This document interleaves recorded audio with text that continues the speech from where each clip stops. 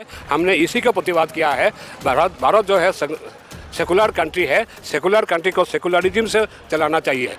आदरणीय मुख्यमंत्री को और बिहार के मुख्यमंत्री को आदरणीय नरेंद्र मोदी को मैं ये दरख्वास्त करना चाहूँगा आप लोगों का माध्यम से कि ये बीटी एक्ट इसको ना चाहिए था। ये सेकुलरिज्म मेंटेन नहीं करने से ही हम लोगों का ये दुख है। इसलिए हमने ये कहते हैं कि आप लोग सेकुलरिज्म को मेंटेन कीजिए, कॉन्स्टिट्यूशन को आप लोग ये इम्पोर्टेंस दीजिए। मैं यही कहना चाहूँगा। वो कह रहे बीटी एक्ट 1949 रिपील नहीं होगा और हम लोग का ये जो मंदिर कमेटी का जो 9 मेंबर है, 9 पूरे का पूरे बुद्धिस्ट लोगों को होना चाहिए। जब तक ये हम लोग का ये लोग जो चेंज नहीं करेगा, रिपील नहीं करेगा, तब तक हम लोग यहाँ धरना में बैठा रहेगा। चाहे इसमें लेकर जो परिणाम हो, इसके लिए हम लोग का कोई चिंतन नहीं है। अगर हम लोग यहीं पे मर भी जाए तो हम लोग का कोई अफसोस नहीं है।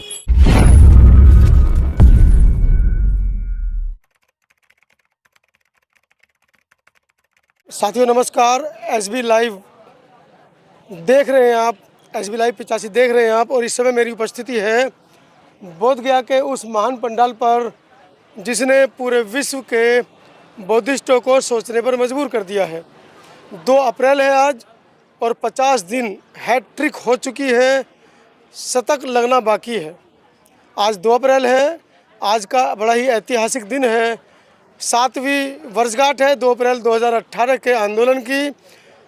और आज ही के दिन 7 साल पहले 2 अप्रैल 2018 को SC/ST एक्ट में जो सरकार ने सुप्रीम कोर्ट के माध्यम से बदलाव किए थे, उसको लेकर आंदोलन हुआ। अम्बेडकरी आंदोलन में 13 लोग शहीद हो गए।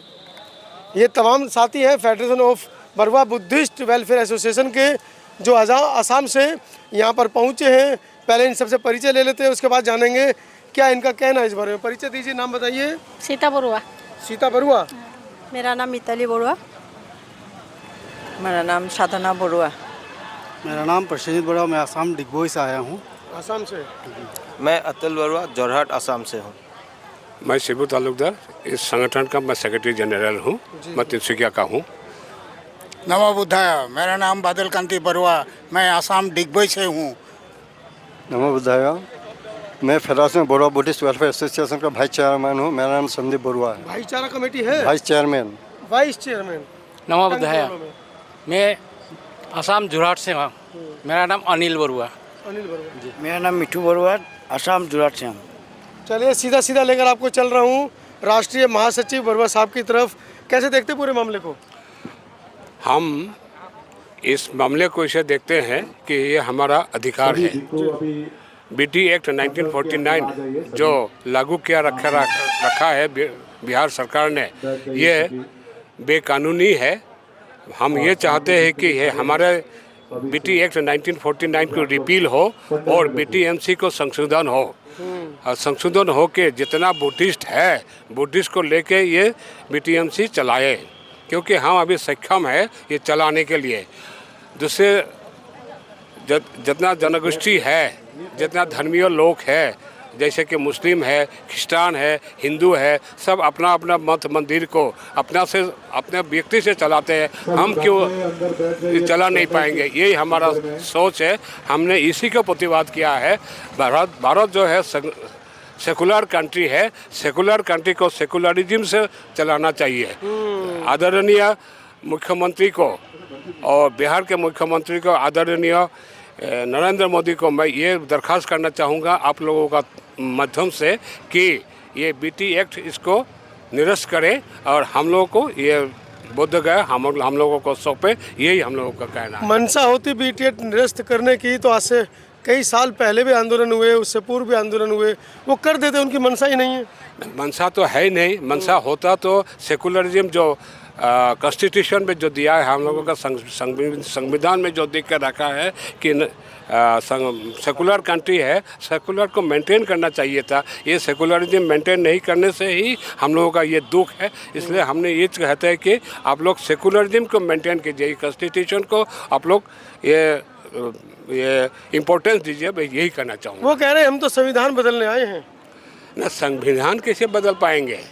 उनके मंत्री बार बार संसद में इस बात को उठा रहे हैं कि हम संविधान बदलने आए हैं। संविधान बदलने के लिए तो लोग का, क्योंकि the government is formed by the people, for the people end of the people.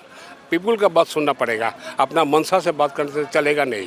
संविधान जला दिया जंतर मंतर पे, राष्ट्रद्रोह का मामला लगना चाहिए था, जमानत नहीं होनी चाहिए थी। जिन लोगों ने संविधान जलाया उन लोगों की सभी की जमानत हो गई है और घर पर बैठकर घी और मलाई खा रहे हैं ना। ये तो एक्चुअली इन लोगों का अरेस्ट होना चाहिए था। ये सब सिर्फ बौद्ध का है नहीं, ये मुस्लिम का भी है, क्रिस्चियन का भी है, सब लड़ना चाहिए था, एक साथ इकट्ठा लड़ना चाहिए। क्योंकि अभी जो है इन लोगों का जो मनसा है, ये मनसा को हम लोग पूर्ण नहीं करने देंगे, यही हम लोगों का फाइट होना चाहिए। चलिए, आप लोग आसाम से पहुँचे हैं और लिखा है federation of Barwa Buddhist welfare association of Assam.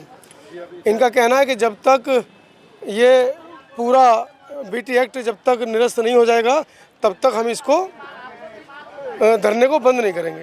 आपका क्या कहना है? जी, मैं तो चराइल डिस्ट्रिक्ट से है, वो फेडरेशन का तो मैं अपना वाइस चेयरमैन हूँ। मैं जो 17 सितंबर से इस आंदोलन में जुड़ा हुआ हूँ। 17 सितंबर में जो यहाँ रैली हुआ था, पीस रैली, वहाँ में हम लोग मेमोरेंडम सबमिट किया था।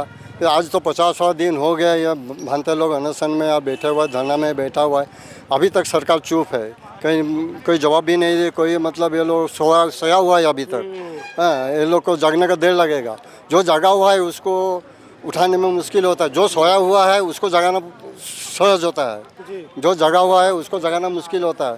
फिर भी हम लोग का ये प्रचेष्टा है कि हम लोग जब तक ये हम लोग का बीटी एक्ट 1949 रिपील नहीं होगा और हम लोग का ये जो मंदिर कमेटी का जो 9 मेंबर है, 9 पूरे का पूरे बुद्धिस्ट लोगों का होना चाहिए। जब तक ये हम लोग का ये लोग जो चेंज नहीं करेगा, रिपील नहीं करेगा, तब तक हम लोग यहाँ धरना में बैठा रहेगा। चाहे इसमें लेके जो परिणाम हो, इसके लिए हम लोग का कोई चिंतन नहीं है। लाइक अगर हम लोग यहीं पे मर भी जाए तो हम लोग का कोई अफसोस नहीं है।